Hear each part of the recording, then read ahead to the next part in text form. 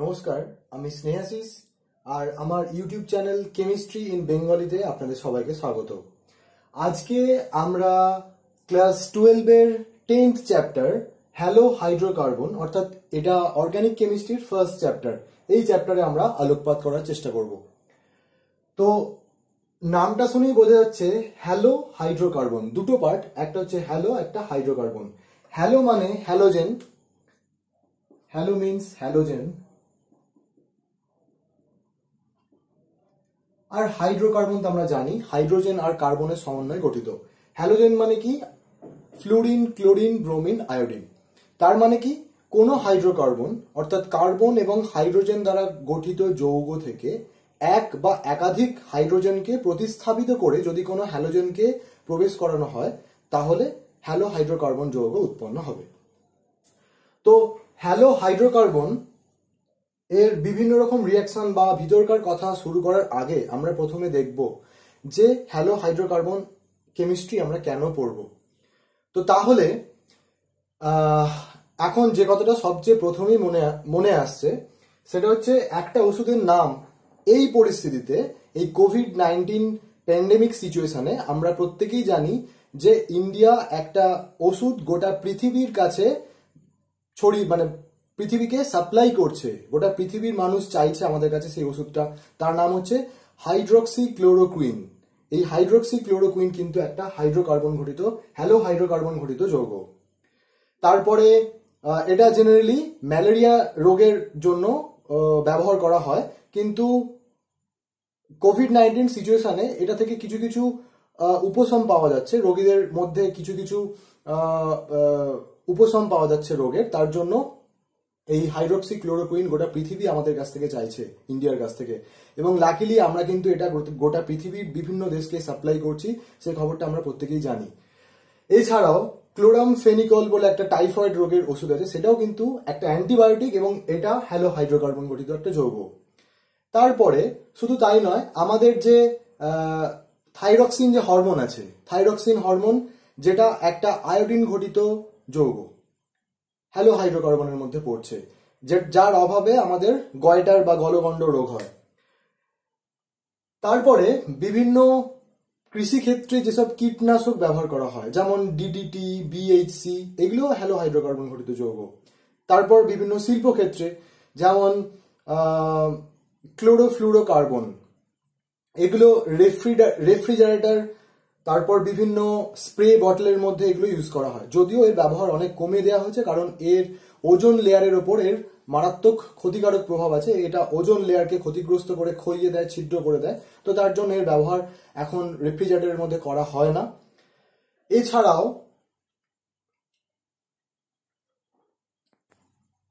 Carbon tetrachloride, তারপর chloroform, এইগুলো আমাদের অর্গানিক কেমিস্ট্রি ল্যাবে প্রচুর পরিমাণে ব্যবহার করা হয়, সেটা আমরা প্রত্যেকেই জানি।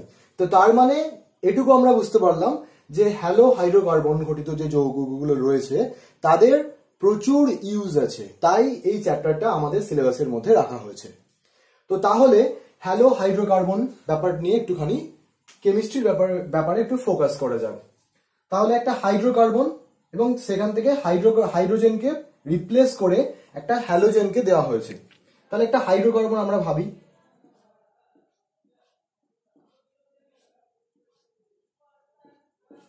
এটা কি? এটা হচ্ছে বেনজিন। এটা কিন্তু একটা হাইড্রোকার্বন, অসম্পৃক্ত হাইড্রোকার্বন। এর প্রতিটা 6টা এখানে হাইড্রোজেন রয়েছে।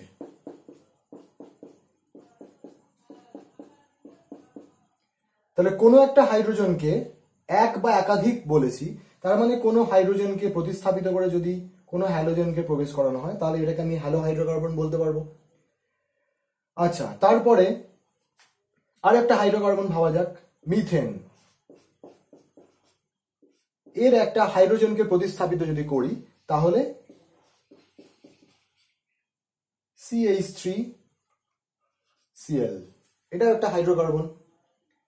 যদি আরো একটা হাইড্রোজেনকে প্রতিস্থাপিত করি, CH2Cl2, ডাইক্লোরোমিথেন, এটাও একটা হাইড্রোকার্বন। তো এইভাবে দেখতে পাচ্ছি যে এক বা একাধিক হাইড্রোজেনকে প্রতিস্থাপিত করে যদি আমরা হ্যালোজেনকে প্রবেশ করাই তাহলে সেটাকে আমরা হাইড্রোকার্বন বলতে পারবো। সিম্পল ব্যাপার। এইবার আমরা এই হ্যালো হাইড্রোকার্বন যৌগগুলোকে কত রকম ভাবে ভাগ করতে পারি, কিসের উপর নির্ভর করে? হ্যালোজেন যৌগটা যে কার্বন পরমাণুর সাথে লেগে রয়েছে, অ্যাটাচড রয়েছে, সেই কার্বন পরমাণুটার হাইব্রিডাইজেশন স্টেটটা কি, তার সংকরায়ন অবস্থাটা কি, তার উপর বেস করে আমরা হ্যালো হাইড্রোকার্বনকে মূলত 3 রকম ভাবে ভাগ করতে পারি। একটা হচ্ছে CsP3X, X মানে হ্যালোজেন, তার মানে হ্যালোজেনটা যেই কার্বনের সাথে লেগে আছে সেটা sp3 কার্বন একটা। আর কি, হ্যালোজেনটা যেই কার্বনের সাথে লেগে আছে সেটা একটা sp2 কার্বন, আরেকটা হ্যালোজেনটা যেই কার্বনের সাথে লেগে আছে সে sp কার্বন। তাহলে sp3x টাইপের একটা অ্যালকিল হ্যালাইডের টাইপের হ্যালো হাইড্রোকার্বনের টাইপ আমরা একটু দেখার চেষ্টা করি। ফার্স্টই হচ্ছে কি অ্যালকিল হ্যালাইড। অ্যালকিল হ্যালাইড মানে কি? কোন স্যাচুরেটেড হাইড্রোকার্বন যার কার্বনটা sp3 আছে, যেমন CH3Cl, এই গ্রুপটাকে অ্যালকিল গ্রুপ বলা হয়। এই গ্রুপটাকে আমরা অ্যালকিল গ্রুপ বলি। এই অ্যালকিল গ্রুপের এই যে কার্বনটার সাথে অ্যাটাচড রয়েছে ক্লোরিনটা, এই কার্বনটা sp3। তারপরে আমরা অন্য কিছু ভাবতে পারি, CH3CH2Cl, তার মানে এই যে ক্লোরিনটা, Cl এর বদলে আমরা বিআর লিখতে পারি, বিআর। তার মানে এই যে ব্রোমিনটা আছে, এই ব্রোমিনটা লেগে আছে এই কার্বনের সাথে, এই কার্বনটা একটা sp3 কার্বন, তার মানে এটাও একটা অ্যালকিল হ্যালাইড। এই গ্রুপটা অ্যালকিল গ্রুপ, ঠিক আছে। আচ্ছা, আরেকটা ব্যাপার, সেকেন্ড টাইপ হচ্ছে অ্যালাইলিক হ্যালাইড। অ্যালাইলিক হ্যালাইড কি?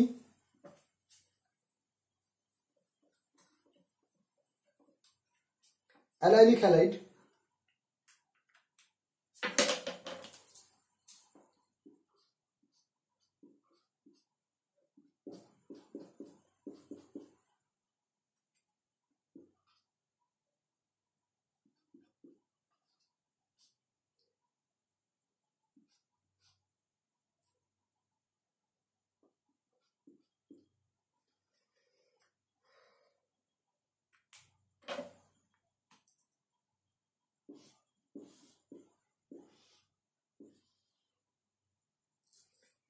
এই দুটো কার্বন হচ্ছে ডাবল বন্ডেড কার্বন।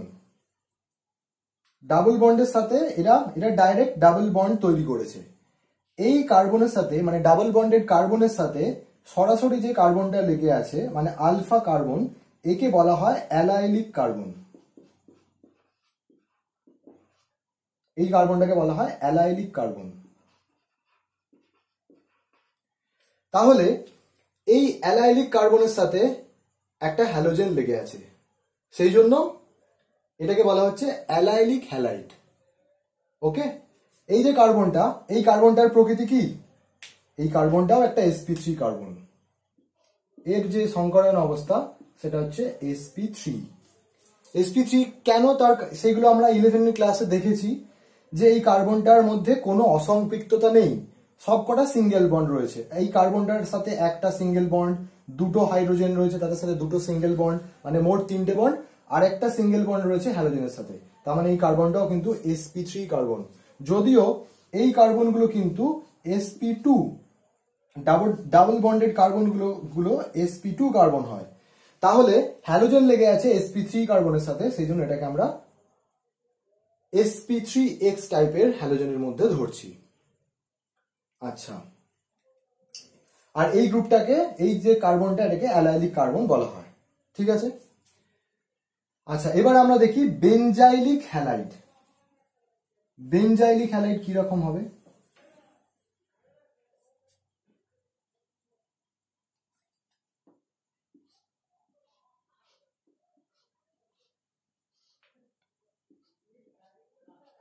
একটা বেনজিন রিং আছে, বেনজিন রিং এর সাথে একটা কার্বন আছে, লেগে আছে।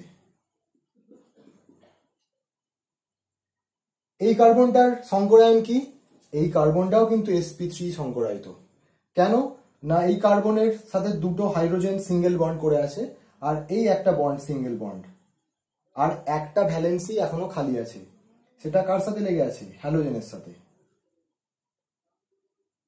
X। তার মানে এই কার্বনটা হচ্ছে sp3 কার্বন, কিন্তু এই কার্বনটা sp2 কার্বন। তাহলে হ্যালোজেন লেগে আছে একটা sp3 কার্বনের সাথে, সেই জন্য এটা sp3x টাইপের মধ্যেই পড়ছে। এই গ্রুপটাকে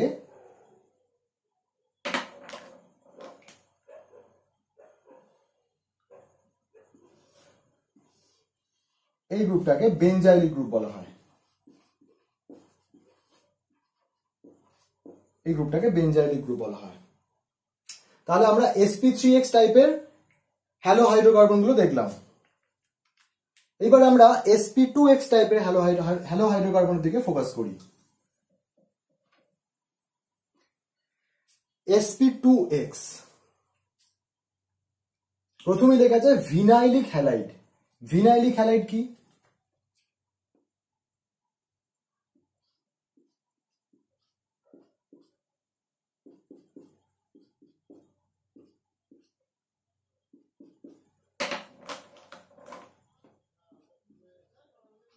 এটা হচ্ছে ভিনাইলিক হ্যালাইড। এই গ্রুপটাকে বলা হয় ভিনাইল গ্রুপ।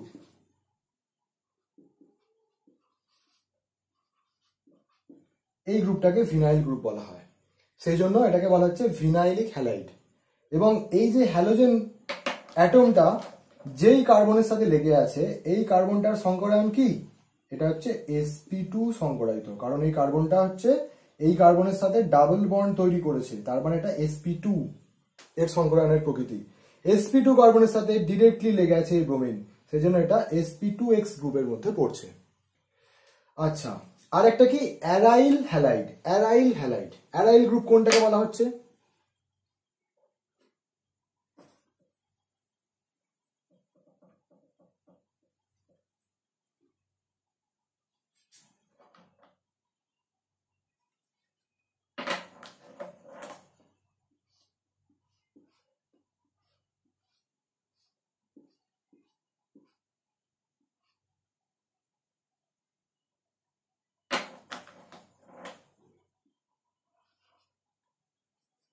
এই গ্রুপটাকে বলা হয় অ্যারাইল গ্রুপ।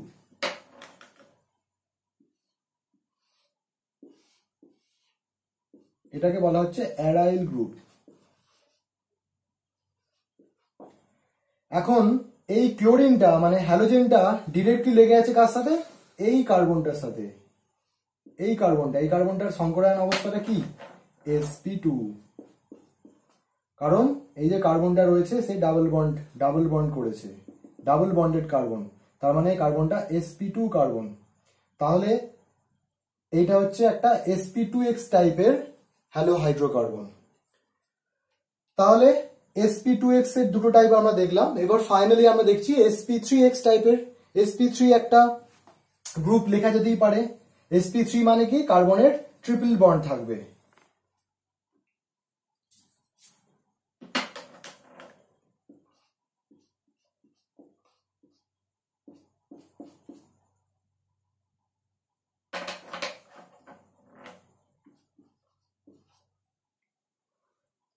এই কার্বনটা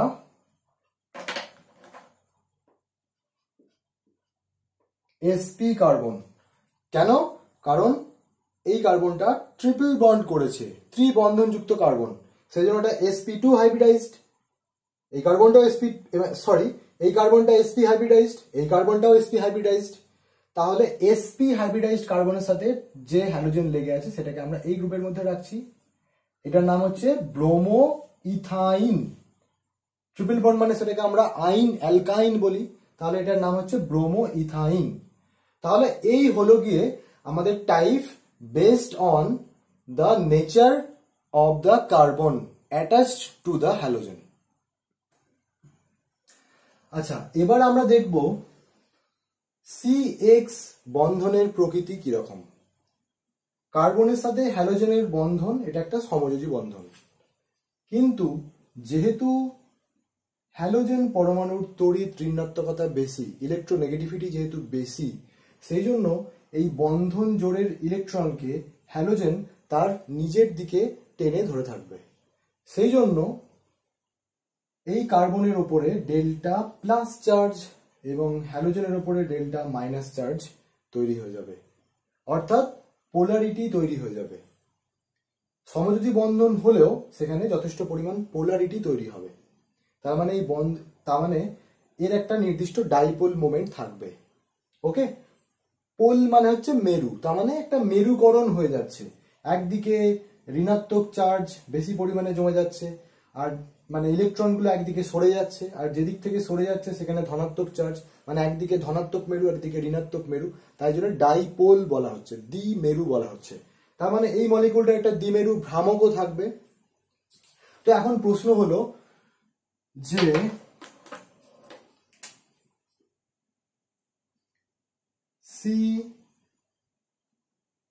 CH3F CH3Cl CH3Br CH3I, এদের এই চারটে মলিকুলের মধ্যে কার ডাইপোল মোমেন্ট সবচেয়ে বেশি হবে? স্বাভাবিকভাবেই অনেকের মাথাতে এটাই আসবে যে যেহেতু ফ্লুরিন এর তড়িৎ ঋণাত্মকতা, ইলেকট্রোনেগেটিভিটি সবচেয়ে বেশি, সেই জন্য ডাইপোল মোমেন্টের অর্ডারটা হওয়া উচিত এই রকম, অর্থাৎ সবচেয়ে বেশি ডাইপোল মোমেন্ট ফ্লুরিন দেওয়া মলিকুলটার। কিন্তু অ্যাকচুয়াল অর্ডার যেটা হয় সেটা হচ্ছে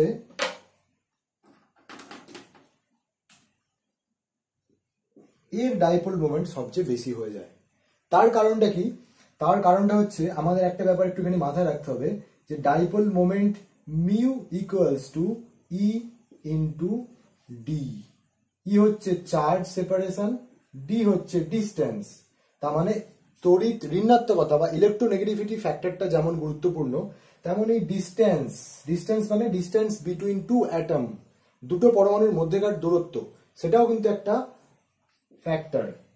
তো ফ্লুরিনের তড়িৎ ঋণাত্মকতা সবচেয়ে বেশি, ঠিক কথা, কিন্তু যেহেতু ফ্লুরিনের সাইজ সবচেয়ে ছোট among chlorine, bromine and iodine, সেই জন্য এর ডাইপোল মোমেন্ট সবচেয়ে বেশি হতে পারেনি। সবচেয়ে বেশি ডাইপোল মোমেন্ট হয়ে গেছে ক্লোরিনের। তাহলে যদি এটাকে আমি 1 2 3 4 এই অর্ডারে করি, তাহলে সবচেয়ে বেশি হয়ে যাচ্ছে, সবচেয়ে বেশি ডাইপোল মোমেন্ট সেটা হচ্ছে 2, তারপরে 1, তারপর অ্যাজ ইউজুয়াল, এটা হয়ে যাচ্ছে অর্ডার। ওকে, আচ্ছা, আর একটা problem,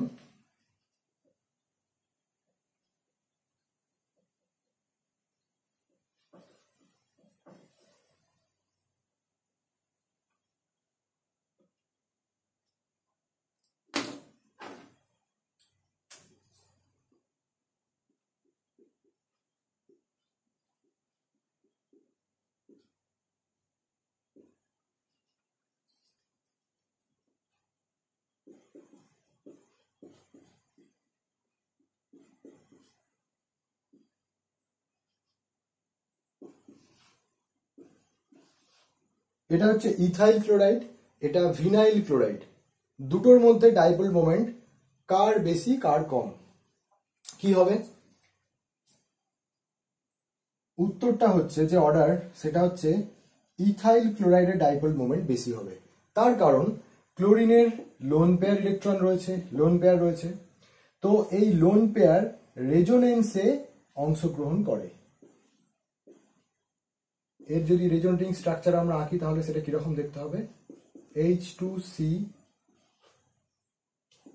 CH double bond Cl plus.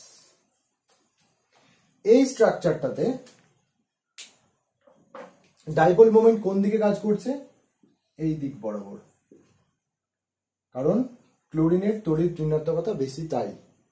এখন দেখতে পাওয়া যাচ্ছে যে নেগেটিভ চার্জ কোথায়? এই কার্বনের মাথায়, তাহলে ডাইপোল মোমেন্ট কোন দিকে? উল্টো দিকে কাজ করছে। তাই এই দুটোর মিলিত যে নেট ডাইপোল মোমেন্ট সেটা যদিও এই দিকেই কাজ করে, কিন্তু নেট ডাইপোল মোমেন্ট সেই জন্য কমে যায়। অন্যভাবে বলা যেতে পারে যে এই যে বন্ড ডিস্টেন্স যেটা আছে, এটা এখানে সিঙ্গেল বন্ড ছিল, এই স্ট্রাকচারটাতে এটা ডাবল বন্ড ক্যারেক্টার পেয়ে গেছে। আর আমরা জানি যে সিঙ্গেল বন্ডের দৈর্ঘ্য ডাবল বন্ডের চেয়ে বড়, ঠিক আছে? সেই জন্য ডাইপোল মোমেন্ট বেশি হয়ে গেল 1 নম্বর মলিকুলের। ওকে।